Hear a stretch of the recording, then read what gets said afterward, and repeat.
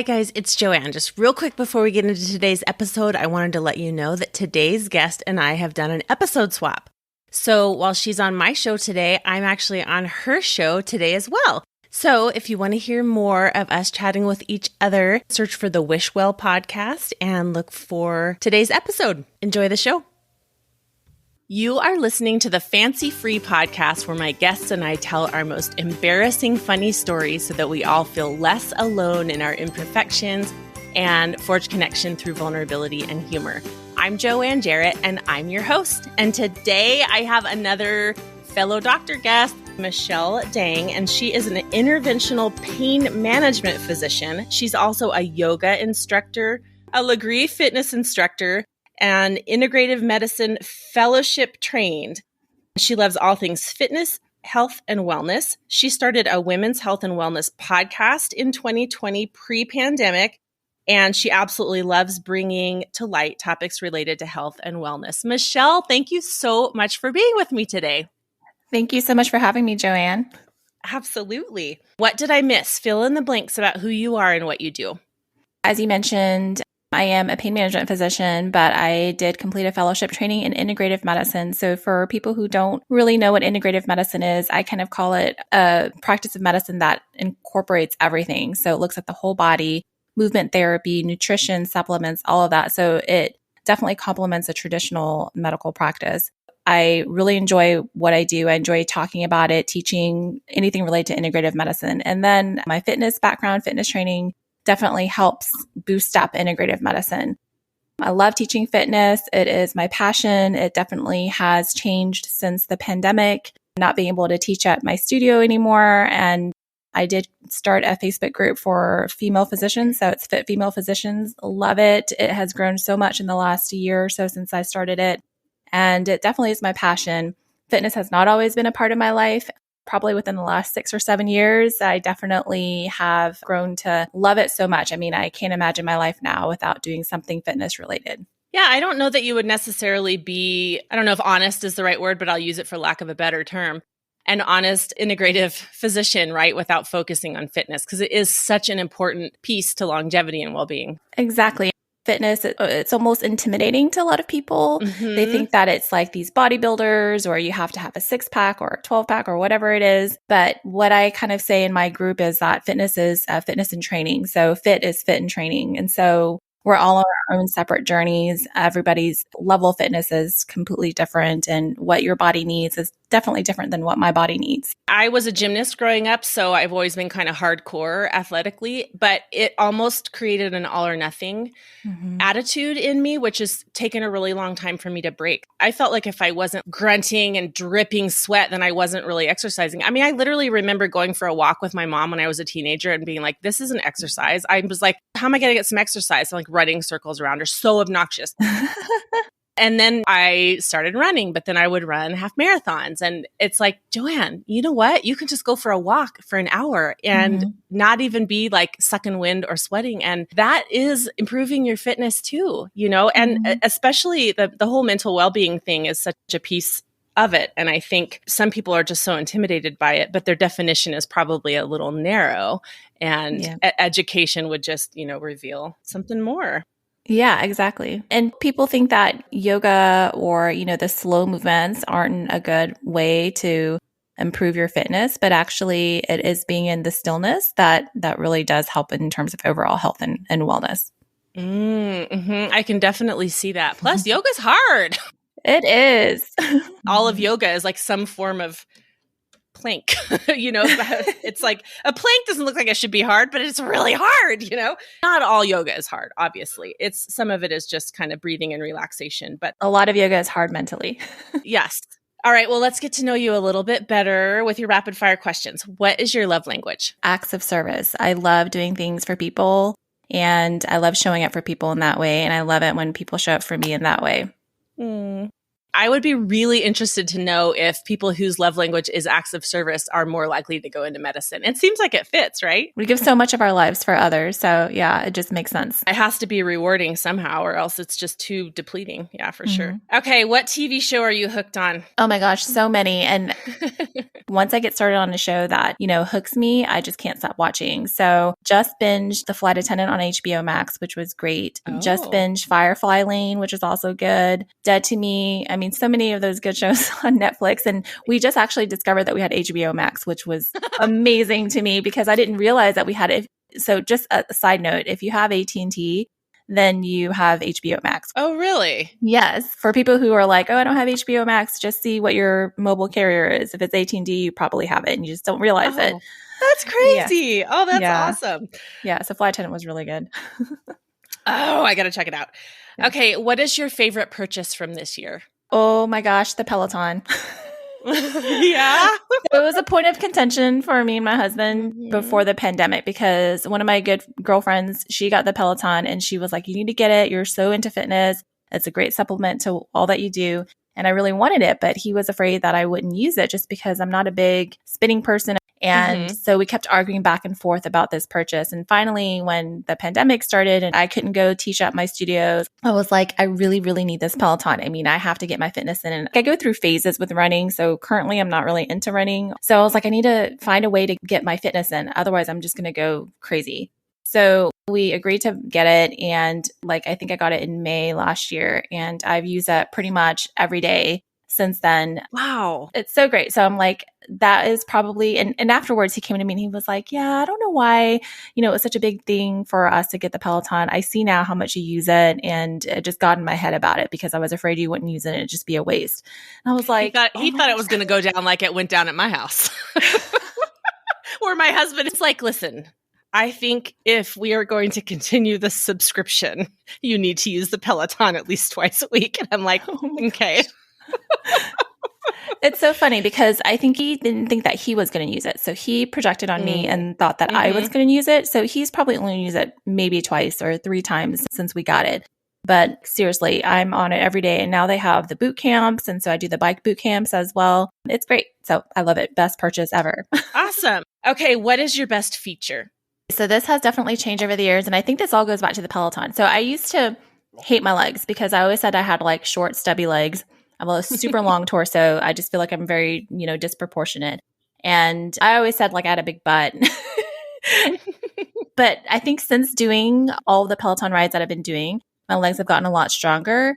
And so I kind of joke all the time about how I have these thick thighs and I love it. And so whenever I wear pants and I can see your quads are popping and you're like, yes. Yes. When I can see the definition in my thighs, and I attribute it really to just all the strength training and the Peloton rides I've been doing. Now I say I love my thick thighs. I love it. That's so cute. I too am all torso. I'm a 5'7" woman with a 30-inch inseam. So I feel you. Yep. That's funny. So I got to wear heels, right? And it's like, oh, I don't think I'm fancy. I just think I look not weird when I'm wearing heels, right? Exactly. I feel like I'm more proportionate. Yeah, that's all it is. Yeah. Every single shirt I wear always comes up. It's just crazy. Yes, it's so frustrating. I'll go to Old Navy and I'll buy tops in tall. The tall tops work and petite pants work. It's so bizarre. It's like, how did this happen?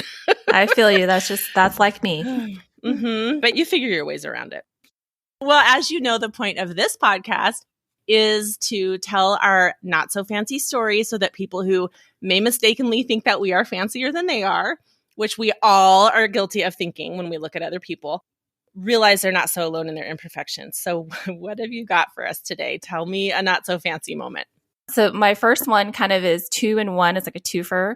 I am very clumsy and just things seem to happen to me. But I remember this one distinctly just because it was a twofer. It was the day of my son's 5-year-old pictures. So we decided to do me and him, mommy son pictures because Aw. the last time that we did pictures was when he was 1 year old. And so I was like, I want some mommy sun pictures. And so I love sunflowers. And so I had this whole like idea in my head that I would get a bouquet of sunflowers and go to our photographer and take all these nice pictures. I live in Houston, Texas. And so I had like a whole outfit picked up with cowboy boots. It was a super, super cute idea in my head. So cute. So I went and got these sunflowers from a local florist. They were beautiful. We went to my house, and where I lived at that time, I lived in this condo. The washer dryer was in the kitchen. And so it had very limited cabinets and storage. And so I had vases stored on top of where the washer dryer was. And so the shelves were pretty high up. I had the bouquet on top of the washer, and then I was like literally on my tippy toes trying to get this vase up top. And so the photo shoot was scheduled for the next day. I wanted to put the flowers in the vase. Couldn't quite reach it because it was too high. So I'm like climbing on top of this washing machine, trying to like reach that vase on top. I can't even imagine what somebody, if they were watching me. Sounds very acrobatic / risky. Well, and remember, I'm a yogi. So I was like, okay, I can like stretch. I can do it. And one foot is on the ground and my knee is on top of the washing machine. I'm like using my fingers to kind of move this vase is like, of course, pushed all the way to the back, right? Of course, yes. And it's like the wire shelf. So I have my fingers through, like in between the wires to try to like push it through. You're like tickling the vase forward ever so slowly. Yes. And it was effective and I got it. I was like moving it and then like rolled off the shelf and hit my face. Oh no. Yes. And I was like, oh my God, I broke my nose. Terrible timing. It was terrible timing. It was like the day before the photo shoot. I had no idea. Like like when something like that happens, you're afraid to look in the mirror because you just don't know what you're going to see. I can't. Right? Maybe I just won't face it. Yeah, it was bad. And so I was like, ow, that really hurt. I'm holding my nose right now as I'm telling the story because I'm remembering like how much it hurt. And I was just, the first I could think of was, oh my God, I just screwed up this photo shoot for tomorrow. And I had everything planned out perfectly. And, as a woman physician, we're just like such perfectionists, right? So I was like, yeah, planning and perfection. It's like things just have to go this way because I control it. I control it to its death. Exactly. Yes. And my background is, like I mentioned, pain management, but anesthesiologist. So I have no idea like what the nose, like what a broken nose is, but I was like, I can breathe still. So that's good. Right. And so I went and looked in the mirror and there was like, it looked like I had smashed the side of my nose and it was like a little bit crooked in a way, like a little scratch, but it wasn't anything terrible. But I was just worried, like, is something broken? Do I need to do anything? Am I going to have black eyes tomorrow? You never know. Yes. I did not know. Luckily, I think, I was very stubborn as well. And I just said, well, I'm not going to go get anything x-rayed. I mean, I'm breathing fine. It's not bleeding out or anything like that. So I'm just going to move forward with it. I am not going to load my kid up in his car seat right now and throw this day to the dogs. I'm just going to keep on moving forward. So then, I put on a lot of makeup the next day. Everything looked fine or whatever. I took my son, we drove out to the country where we were doing this photo shoot. It was super cute. I can't even remember exactly. It was like a creek kind of area by her house. It was very cute with the sunflowers and everything. So she had us like sit down on this ledge area, like a wooden ledge type of deck type of thing, and then some water or whatever. So I was sitting there and then my son was sitting next to me and I had like my feet kind of hanging off the side. Can't even see anything. I had like plenty of makeup to cover up my little bruised nose. And then I felt like the stinging sensation on my leg. Oh no. And I was like, oh, that's interesting, smiling, taking pictures. And then I looked down and one of my legs was covered in fire ants. Oh my gosh, I would freak out. Oh my gosh. So I'm wearing like brown cowboy boots with like boot socks or whatever. And so everything was brown. It completely covered, like it almost looked like a sock. I mean, it was like, I don't know, a million fire ants. And they're all moving. It's just like the creepiest image in my head. Oh, yes. Yeah. Yes. So did the photographer capture the moment that you realized your leg was covered in fire ants? No, she didn't, thankfully. But I think like my son was next to me and he looked down and he was like, oh my gosh, those are ants. And so we all like, jumped up real quick, and I'm stamping my foot. I took off the boots, and he was 5. So all he could think about was, oh my gosh, mommy, are you okay? Like he was really worried about me. And he still remembers this day. But then, my photographer stopped and she was like, oh, are you okay? And I'm like, yeah, I think I'm okay, and then of course it takes some time. So like probably about 5 or 10 minutes later, I feel my legs starting to swell up, and I'm just like, oh my gosh, because it was like, I don't know if you can get toxicity from fire ants, but I felt like I was, toxic at this point. You can feel the toxins rising in your blood, and you're like, oh, yes. Something's wrong. Luckily, I think we were almost done with the photo shoot, but I told her, just keep going. You're like, I will sacrifice for the beauty of this photo shoot. I was like, I'm still good. We're fine. I'll give myself an EpiPen when I get to the car. Don't worry about it. I know. I was like, yeah, I'll be fine. So like she finished up the pictures, and then we get to her house, and she's like, do you need anything? She might have given me some like steroid cream or something like that. And then we went home.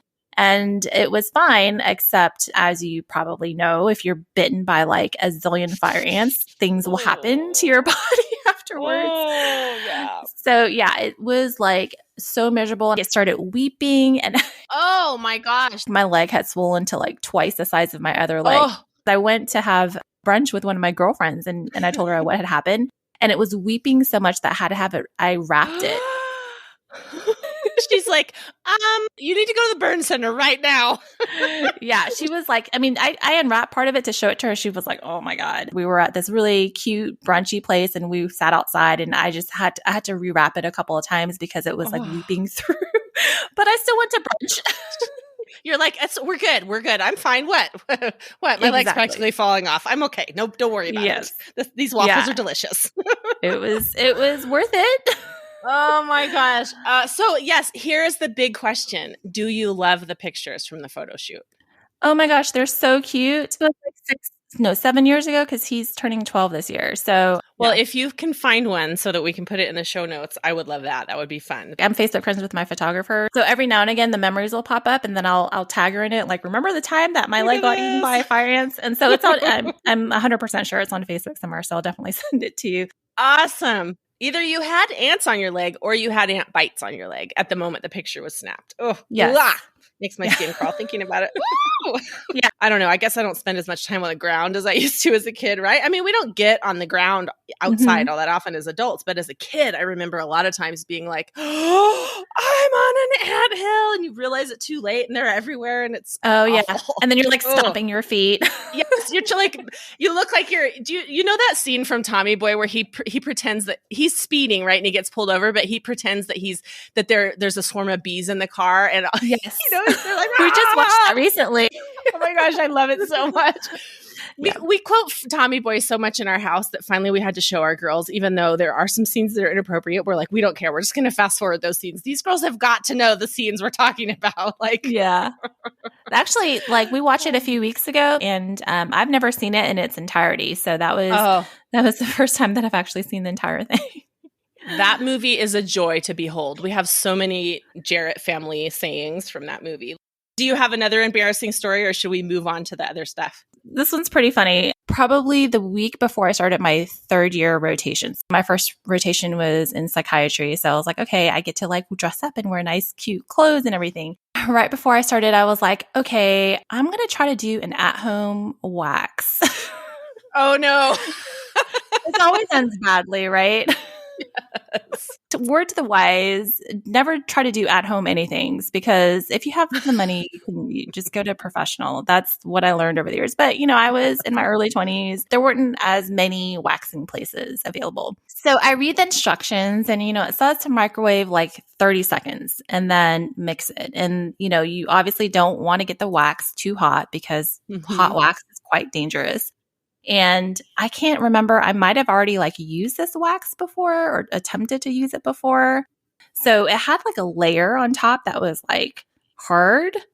Mm-hmm. So when you microwave it, that top layer, if you re-microwave it, it doesn't melt as easily. So I was microwaving it, and it was like hard, and I was like trying to poke it, and it just wasn't melting.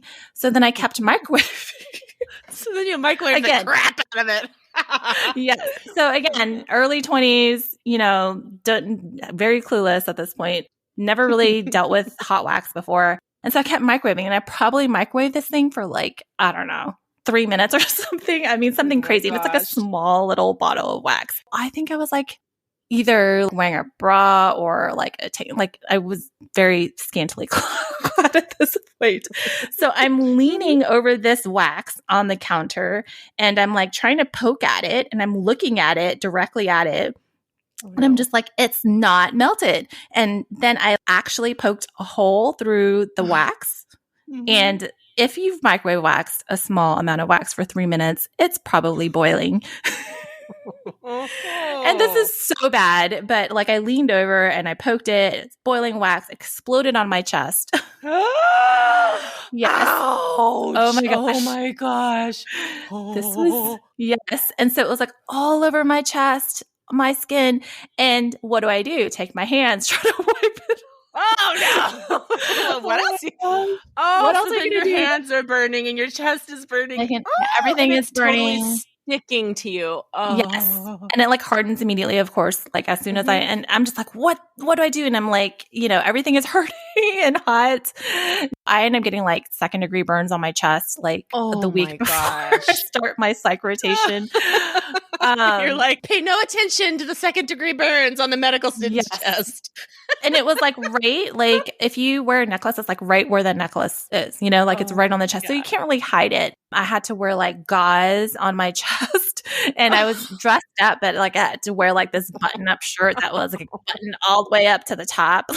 Like you could still see a little bit of butt. I don't usually dress like a school marm, I promise. I'm just trying to hide a mishap. I'll never. Yeah, that was like the last time that I've ever attempted anything at home because I clearly can't handle it.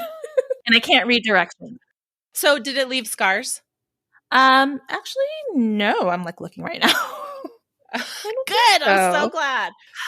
Yeah. So, I mean, unfortunately, that's probably just like 1 or 2 situations of many that I've experienced over the years. This is reminding me of something that I feel I need to make a public service announcement about right now before I forget. Okay, you guys. If something falls into the bottom of your dishwasher, be very careful when you go to fish that sucker out, because that thing that just looks like a metal thing down there is the heating element. And I got a severe 2nd-degree burn from that on my arm. And I was so shocked. I was like, it didn't even occur to me that would be hot. It wasn't like red or anything.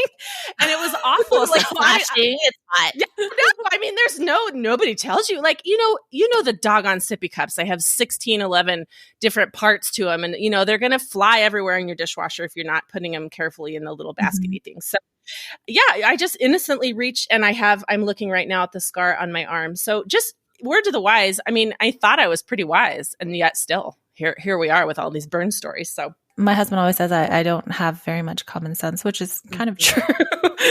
He's like, sometimes like, you're a doctor, right? The things that my brain does not come up with that you'd think I would come up with it. And yet here I am, academically successful. So bizarre. I think because we just focus so much on that. But like, some of the stuff that should be, common sense just isn't. So yes, totally.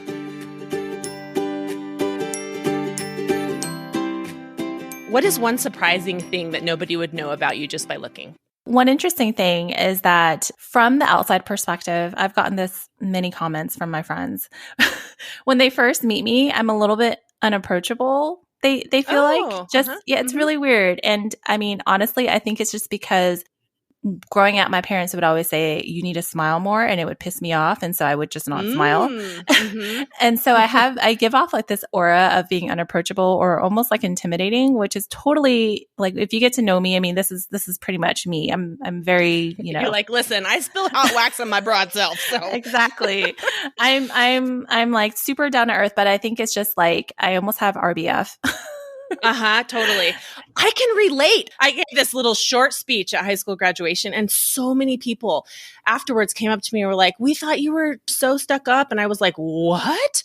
And, it's so interesting how people's impression of you from the outside can be so different from what the truth is. I'm like, nobody can be intimidated by me. I mean, I am a hot mess on wheels, right? Like, I mean, I'm so like, I'm warm and approachable. I'm not judgmental at all. I love people, but I was shy in high school. So people misread that as being unapproachable. And it's so, when you find these things out, it's like, wait, are you kidding me? Like, I went through 4 years of high school. People thought I was stuck up. And here I was just like, so embarrassed to be alive and totally shy, That's totally me. And I think it also, I'm an only child. And so my parents didn't really like me going out or hanging out with friends. And so for that reason, I always say I'm actually really socially awkward. And sometimes I say things like I don't really have a filter. You didn't have practice. Exactly. So, I mean, I've heard like through the years that people just like, there are people who just hate me for no reason. And I'm just like, really? Rude. Yeah. And so I mean, crazy. They just don't know me. And so it's funny because one of my good friends now, she still reminds me. We worked together on staff doing anesthesia for about 6 months before I did my fellowship. And we started at the same time. And she said initially she thought I was a big B because I was a little bit unapproachable. And then now we're like good friends. And it's just so funny because she's like, remember when I thought you were a big B? And I was like, you're like, you missed out on all the Michelle fabulousness all that time that you were misjudging me. Yes. Yeah. I totally relate. Luckily, she only misjudged me for like a week and then we became fast friends. You broke through that wrong impression pretty quickly. That's awesome. Tell my listeners all the places where they can find you online should you agree to be found. Well, I am on Instagram at Michelle Dang MD, so it's all one word. And so I post a lot of my fitness videos and little tidbits about myself. I love cooking. So I've been starting to post a little bit more about my cooking there.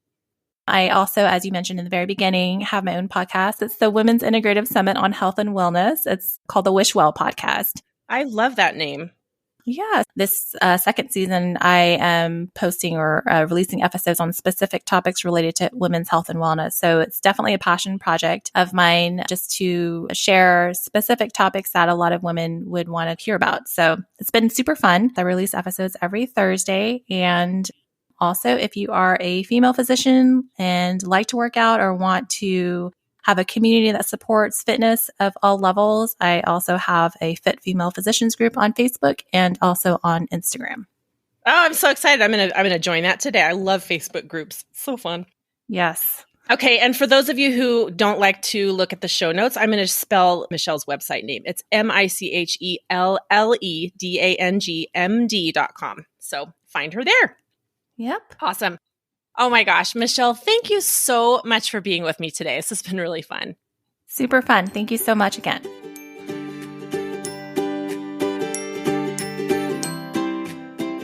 Thank you so much for listening to the Fancy Free podcast today. Wasn't Michelle cute? I just love her personality. She just kind of has this happy, effervescent vibe. I love it.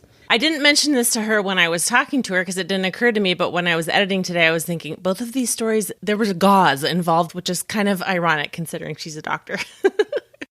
Make sure to check out the show notes for today's episode at fancyfreepodcast.com/episode 105 to get all of the links we discussed. I'm also putting a link to the part in the Tommy Boy movie that we referenced today. It's a great movie. If you haven't seen it, you got to check it out. As well as to all of the TV shows that Michelle mentioned, and see a picture of this photo shoot that Michelle and her son did. Remember to follow the show wherever you listen to your podcast so that new episodes pop into your feed each week and so that you get extra episodes like today's. Also, make sure that you check out today's episode of the Wish Well podcast where Michelle interviews me. If you have a story to tell, email me at notfancy@fancyfreepodcast.com or go straight to fancyfreepodcast.com, click the big red button, and record a voice memo right there for me. If you want more connection, laughter, and sharing, definitely join us in the Fancy Free Facebook group. Have a wonderful week, and remember, no one is as fancy as they look.